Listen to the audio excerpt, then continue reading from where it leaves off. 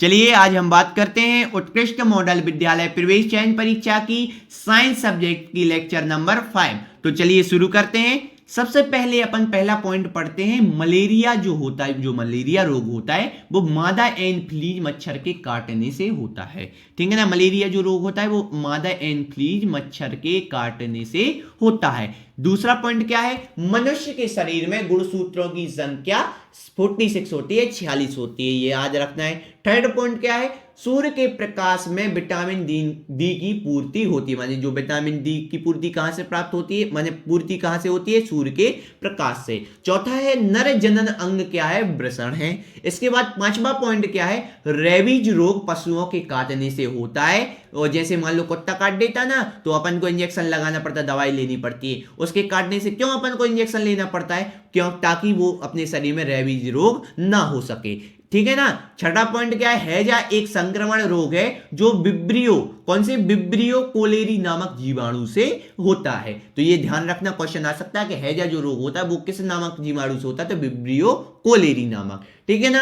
अब ये इंपॉर्टेंट आ गए हैं विटामिन, जो ये 4 विटामिन होते तो और है, विटामिन ई और विटामिन के भी होते हैं, और इनके भी, बी के भी, मान इन सब के प्रकार भी होते हैं, लेकिन जो आपको इंपॉर्टेंट है आपके हिसाब से वो बताया गया है कि जो विटामिन ए होता है, विटामिन ए होता है वो दूध से पूर्ति हो जाती है। और विटामिन ए की कमी से कौन कौन से रोग होते हैं, ये आपको रोग दिए गए हैं। कौन कौन से, विटामिन ए की कमी से होता है रतौंधी, विटामिन बी की कमी से होता है बेरीबेरी, विटामिन सी की कमी से होता है स्कर्वी, और इसके बाद विटामिन डी की कमी से होता है रिकेट्स। ये 4 जो रोग हैं, 4 इन विटामिन की कमियों से होता है। तो सबसे ज्यादा क्वेश्चन पूछा जाता है कि विटामिन ए की कमी से कौन सा रोग होता है, विटामिन बी की कमी से कौन सा रोग होता है, विटामिन सी की कमी से कौन सा रोग होता है, विटामिन डी की कमी से कौन सा रोग होता है। और ये दिए गए हैं उनके स्रोत, माने विटामिन की कमी है यदि, तो उनको इन सब का सेवन करने से क्या हो जाता है, विटामिन, इन वाले विटामिन की पूर्ति हो जाती है। जैसे विटामिन ए की कमी किससे पूर्ति होती है, दूध से। विटामिन बी की कमी अनाज से।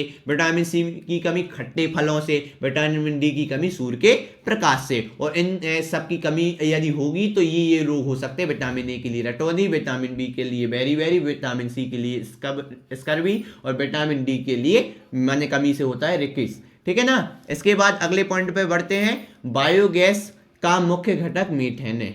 बायोगैस का मुख्य घटक क्या है, मीथेन है। ठीक है ना। और इसके बाद बात करते हैं दूसरा, सफेद रक्त कणिकाएं प्रतिरक्षा का कार्य करती हैं। सफेद जो रक्त कणिकाएं हैं वो प्रतिरक्षा रक्षा का काम करती हैं।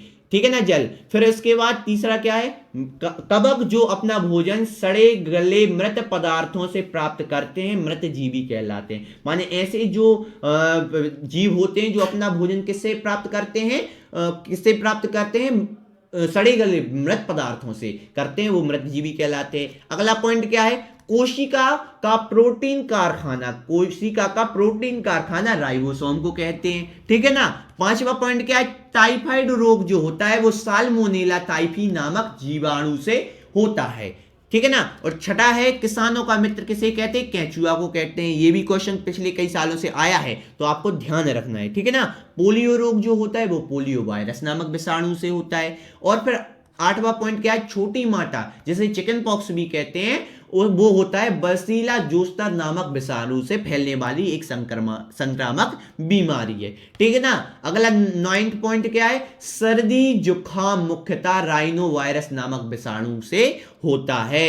अगला पॉइंट 10 क्या है, तंबाकू का मुख्य घटक कौन है, निकोटीन है। और 11, एक ही प्रकार के अनेक पौधे बड़े पैमाने पर जब उगाए जाते हैं तो इन्हें क्या कहते हैं, फसल कहते हैं। समझ में आ गया कि फसल की परिभाषा क्या है, कि जब एक ही प्रकार के पौधे बड़े पैमाने पर उगाए जाते हैं तो उन्हें फसल कहते हैं। ठीक है ना। इसके बाद फसल के कुछ उदाहरण हैं, जैसे खरीफ की फसल होती है, रबी की फसल होती है। तो खरीफ की फसल के बारे में जाने तो खरीफ की जो फसल होती है इन्हें वर्षा ऋतु में बोया जाता है, तो और इन्हें वर्षा ऋतु में बोया जाता है, और ये जून से सितंबर तक आराम से उग जाती हैं, सितंबर तक हो जाती है। ठीक है ना। इसके बाद रबी की फसल क्या होता है, यह फसल शीत ऋतु में होती है, शीत ऋतु में बोई जाती है।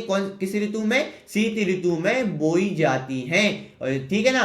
तथा अक्टूबर से मार्च तक उगाई जाने वाली फसल कहलाती है। ये कब हो जाती है, जो होती है अक्टूबर से मार्च तक उगाई जाती है, मतलब शीत ऋतु चलती है इस समय में। और खरीफ की जो फसल है वो वर्षा ऋतु ऋतु में बोई जाती है, लगभग जून से सितंबर तक इनको बो देते हैं, ठीक है ना। इसके बाद आगे बढ़े तो कुछ रोग के प्रकार होते हैं, जैसे होते हैं संचरणीय रोग, जिसे कहते हैं संक्रमण रोग, और कुछ होते हैं असंचरणीय रोग यानी असंक्रमण रोग। तो संचरणीय रोग क्या है? वह रोग जो किसी माध्यम द्वारा एक व्यक्ति से दूसरे व्यक्ति तक फैलता है, मतलब कोई भी व्यक्ति के स्पर्श या कोई भी वस्तु के स्पर्श द्वारा होता है। मान लो दो व्यक्ति हैं, इसको मान लो कोई भी बीमारी है और ये इसके संपर्क में आया तो इसको भी ये बीमारी लग गई, तो ये स्पर्श से किसी के माध्यम द्वारा हो सकता है, या इसने जो रूमाल का उपयोग किया हो और उस रूमाल का उपयोग ये दूसरे व्यक्ति ने कर लिया हो तो उसको भी वो बीमारी हो गई जो पहले वाले व्यक्ति को थी। तो ये कहलाते हैं संक्रमण रोग या संचरणीय रोग, जो एक दूसरे से या तो अपने व्यक्ति के माध्यम से पहुंच जाते हैं या उनकी उपयोग की गई वस्तुओं के माध्यम से पहुंच जाते हैं। तो ये कौन से रोग कहलाते हैं? संचरणीय रोग या संक्रमण रोग कहलाते हैं। उदाहरण के लिए बात करें, टीबी, कोशिका कोविड-19, सर्दी जुकाम, एआईडीसी, एचआईवी, देखो एआईडीसी एड्स ये कहलाता है एड्स रोग, और एक होता है एचआईवी। और टीबी को अपन क्षय रोग भी बोलते, कई बार क्वेश्चन पेपर में क्षय रोग लिखा जाता है, अपन समझ नहीं पाते, वो टीबी कहलाता है, ठीक है ना। तो ये सब जो रोग होते हैं वो संचरणीय रोग होते हैं, जो एक दूसरे के माध्यम से होते हैं या किसी की वस्तु के उपयोग करने से होते हैं। लेकिन असंचरणीय रोग वो अपने आप स्वतः किसी न किसी कारण से हो सकते हैं, एक दूसरे में प्रवेश नहीं करते हैं। ऐसे रोग को असंचरणीय रोग या असंक्रमण रोग कहते हैं। नाम ही से समझ आ रहा है, संक्रमण, संक्रमण माने जो संक्रमण नहीं, वह रोग जो किसी माध्यम द्वारा एक व्यक्ति से दूसरे व्यक्ति तक नहीं पहुंचते। जैसे उदाहरण के लिए कैंसर, शुगर, ठीक है ना। इसके बाद पीलिया, टाइफाइड, ये सब रोग क्या होते हैं? असंक्रमण रोग या असंचरणीय रोग होते हैं, जो एक दूसरे के माध्यम से नहीं पहुंचते या कोई भी वस्तु के माध्यम से नहीं पहुंचते। समझ में आया? तो इस प्रकार से अपन ने इस लेक्चर के साथ पूरी साइंस को कंप्लीट कर दी है। अब नेक्स्ट लेक्चर से आपको पर्यावरण पढ़ाया जाएगा। देखो विज्ञान के पहले सबसे पहले अपन ने हिंदी पढ़ा, हिंदी पढ़ने के बाद अभी अपन ने साइंस पढ़ी। आज साइंस खत्म हो गई, माने समापन हो गया आज साइंस का। अब अपन बात करेंगे पर्यावरण की। आपको पता है कि 6 सब्जेक्ट की तैयारी चैनल पे हो रही है, तो आपको केवल सिंसियरली होके पढ़ना है। अलग से प्लेलिस्ट बनी है एक्सीलेंस स्कूल एंट्रेंस एग्जाम की, तो उसमें आपको लाइन से लेक्चर देखना, अटेंड करना और सिंसियरली होके पढ़ना है, नोट्स बनाना है। आप आसानी से चयन परीक्षा को क्रैक कर लेंगे यदि आप सिंसियर होंगे तो, डिसिप्लिन में होंगे तो, ठीक है ना। तो मिलते हैं अगले लेक्चर में, तब तक के लिए थैंक यू, धन्यवाद।